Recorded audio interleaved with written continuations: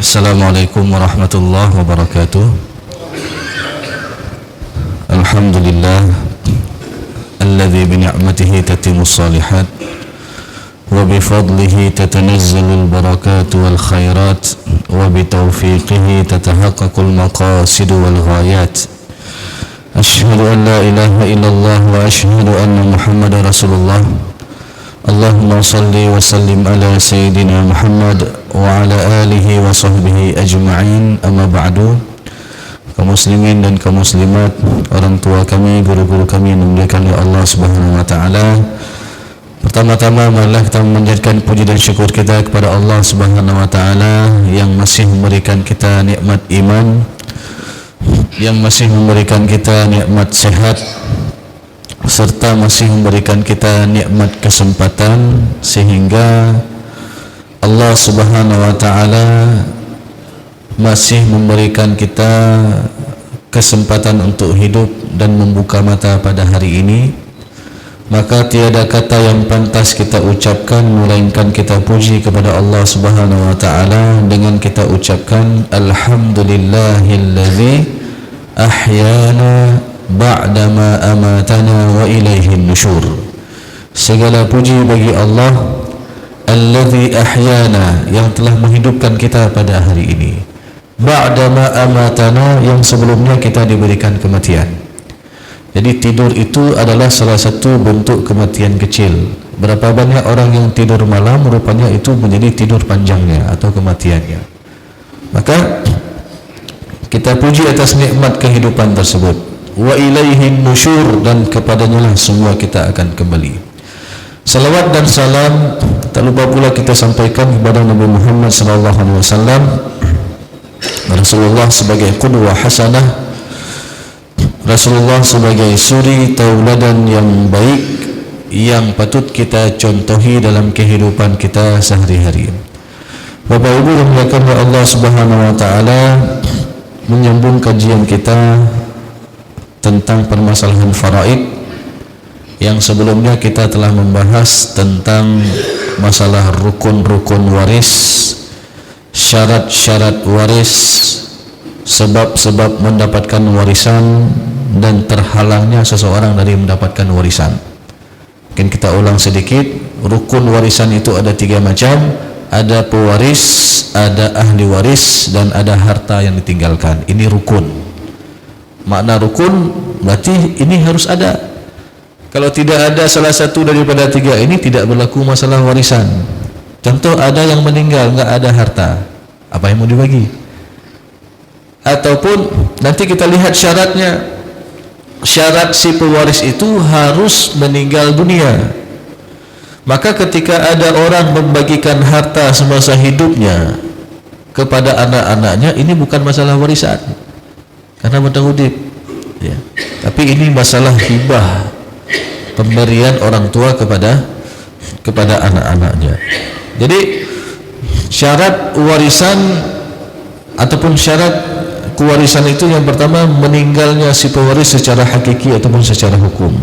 Yang kedua, nanti hidupnya ahli waris. Berarti kalau ada orang yang sudah meninggal, apakah dia menjadi ahli waris? Tidak. Ya. Contoh misalkan seorang istri meninggal tahun 2010, lalu tahun 2012 meninggal suaminya, apakah istrinya ini dapat warisan? Tidak, karena sudah duluan meninggal ya. Sudah duluan meninggal. Berarti hidupnya ahli waris. Berarti penentuan warisan itu adalah ketika meninggal si pewaris. Ketika meninggal, so bertanggung. Ketika meninggal, siapa masih hidup? Ya. Walaupun terjadi selisih waktu 1 detik misalkan. Contoh, suami istri naik sepeda motor, tiba-tiba terjadi kecelakaan. Suaminya meninggal di tempat, istrinya sempat diopname, besok baru meninggal dunia. Ya. Maka dalam kondisi seperti ini ada 2 penentuan warisan. Yang pertama, ketika suami meninggal, siapa yang masih hidup? Istri masih hidup. maka istri ada hak mendapatkan harta warisan daripada suaminya walaupun besok istri itu meninggal ya. Jadi penentuan warisan itu adalah setiap ada berlaku kematian maka di situ ada penentuan warisan apabila mencakupi syarat ataupun rukun-rukunnya. Kemudian sebab-sebab mendapatkan warisan ada karena hubungan nasab, anak kandung ya, saudara kandung, ayah kandung, itu semua kalau ada hubungan nasab, hubungan darah, dia dapat warisan. Berarti selain itu di luar daripada hubungan nasab, contoh anak angkat, anak tiri, dia tidak mendapatkan warisan. Maknanya dia tidak mendapatkan secara warisan, tapi dia boleh dapat secara wasiat. Anak angkat boleh dapat secara wasiat, tapi secara warisan tidak, karena sebabnya tidak terpenuhi, yaitu adanya hubungan nasab yang hakiki. Kemudian yang kedua, sebab mendapatkan warisan adalah karena hubungan perkawinan dengan akad yang sah. Ketika ada orang menikah dengan akad yang sah, maka mereka saling mewarisi. Tapi kalau ada orang yang menikah dengan akad yang tidak sah, maknanya tidak mencukupi seluruh rukun-rukunnya, maka di antara mereka tidak saling mewarisi. Ini terkait tentang masalah sebab. Kemudian nanti ada terhalangnya seseorang daripada mendapatkan warisan. Contoh seorang pembunuh, seorang anak membunuh ayahnya, maka anak tersebut haram mendapatkan warisan dari orang tuanya ya. Kemudian yang kedua, statusnya sebagai murtad. Anak yang murtad, maka ketika orang tuanya meninggal, anak murtad ini tidak dapat harta warisan dari orang tuanya, karena Rasulullah mengatakan orang muslim tidak mewariskan kepada orang kafir, begitu juga sebaliknya orang kafir tidak mewariskan kepada orang muslim. Jadi jemaah yang dimuliakan oleh Allah SWT, ini sekedar kita ulang kaji sekilas tentang masalah rukun. Ini adalah dasar-dasarnya, rukun, syarat, sebab dan terhalangnya seseorang dari mendapatkan harta warisan. Kemudian Bapak Ibu yang dimuliakan oleh Allah Subhanahu wa taala, memang banyak sekali permasalahan dalam masyarakat, terlebih di dalam penentuan harta. Jadi yang mana yang dikatakan dengan harta warisan, ataupun apakah ada beda antara harta peninggalan dengan harta warisan? Jelas ini ada bedanya ya.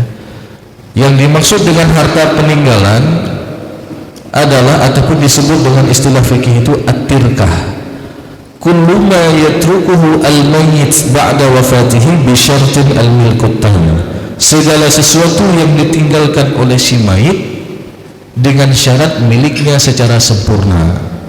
Berarti miliknya secara sempurna itu dikatakan harta peninggalan. Berarti kalau ada harta bersama, ini harus dipilah dulu. Kalau ada harta saham orang lain, maka ini harus dipisah dulu, sehingga kita tahu dengan benar yang mana benar-benar harta almarhum, yang mana harta orang lain. Memang kalau kita lihat di dalam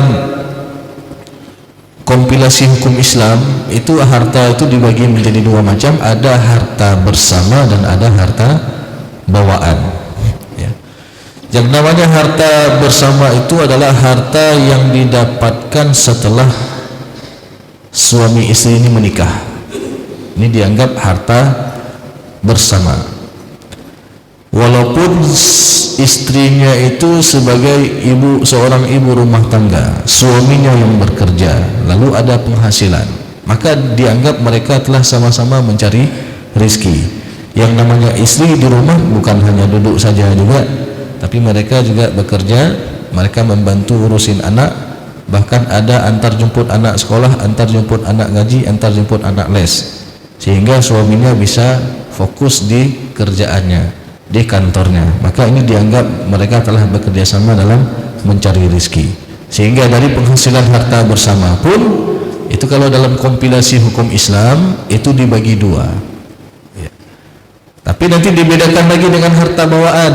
Harta bawaan adalah harta yang didapatkan sebelum menikah ataupun harta yang diwariskan oleh orang tua suami ataupun orang tua istri, maka ini dikatakan harta bawaan, ya. Tentu ketika berlaku kematian, ya, katakanlah misalkan seorang suami meninggal, maka yang harus dipilah dulu adalah harta bersama, ya. Ketika dibagi harta bersama menjadi dua, ataupun setengah diberikan untuk istrinya, setengah lagi ditambah dengan harta bawaan, itu jadi harta warisan yang akan dibagi-bagikan kepada ahli waris, termasuk istri diberikan lagi secara faraid, ya. Tadi hak istri memang dari segi harta bersama, ya. Kemudian diberikan lagi secara faraid. Kalau dia punya keturunan, istrinya dapat 1/8. Kalau tidak ada keturunan, istrinya dapat 1/4. Ini dalilnya dalam surat An-Nisa ayat ke-12. Kemudian jemaah yang dimuliakan oleh Allah Subhanahu wa taala, ada beberapa kewajiban-kewajiban yang harus ditunaikan yang berkaitan dengan harta peninggalan. Maknanya tidak serta-merta ketika kita sudah melihat ini harta peninggalan almarhum langsung dibagi-bagikan kepada ahli waris. Tidak. Ada kewajiban-kewajiban yang harus dilaksanakan. Yang pertama adalah untuk tajhiz mayit, biaya pemakaman si mayit kalau tidak ada yang menanggungnya, ya. Pembelian, kalau di tempat kita alhamdulillah masih banyak tanah wakaf kuburan, tapi kalau di kota-kota besar mereka harus kapling lah, ya. Kalau lagi sewa rumah, ya. Itu sekali kapling sampai 3 juta, ataupun ada yang bahkan dibisniskan. Mungkin Bapak Ibu pernah mendengar ada kuburan elit di Jakarta, itu namanya San Diego Hill. Itu per meternya sampai puluhan juta, bahkan ratusan juta, tergantung view-nya. Kalau semakin ke puncak, semakin indah view-nya, semakin mahal. Nggak tahu kita di bawah apakah diazab atau tidak, wallahu a'lam. Ya, tapi sempit seperti itu mereka sudah membisniskan ini. Maka kalau tidak ada yang menanggungnya, bagaimana? Diambil daripada harta peninggalan si mayit. Kewajiban yang kedua adalah melunasi hutang-hutang almarhum. Hutang ada 2 macam. Ada hutang yang berkenaan dengan hak Allah, dan ada hutang yang berkenaan dengan hak manusia. Hutang yang berkenaan dengan hak Allah contohnya adalah zakat yang belum dikeluarkan ataupun nazar yang belum dilaksanakan, ya. Misalkan seseorang sakit lalu dia bernazar, ya Allah kalau saya sembuh nanti saya akan sumbang 5 juta untuk masjid. Alhamdulillah Allah Subhanahu wa taala berikan kesembuhan, ya. Dan belum sempat dilaksanakan nazarnya kemudian meninggal dunia, ini dianggap hutang berkenaan dengan hak Allah, ya. Ataupun zakat yang belum dikeluarkan, misalkan setiap bulan suci Ramadan dia selalu mengeluarkan zakat malnya, ya. Bukan hanya zakat fitrah tapi juga zakat malnya, yang mana zakat mal tersebut biasanya dia keluarkan di bulan suci Ramadan, namun di bulan